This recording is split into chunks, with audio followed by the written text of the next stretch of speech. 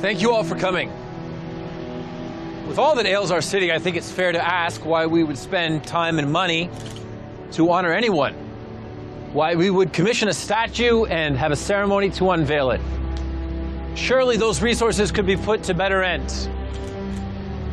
But I, for one, think there is no better end than a reminder of what we are capable of when we stand together united.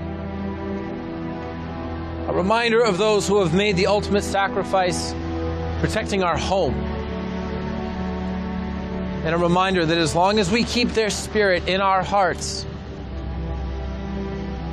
there will always be better days ahead. And as she reminds us,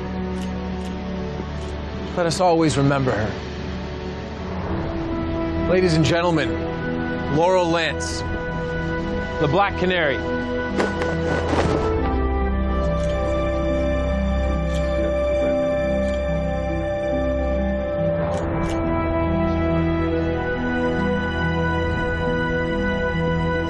Mayor, please.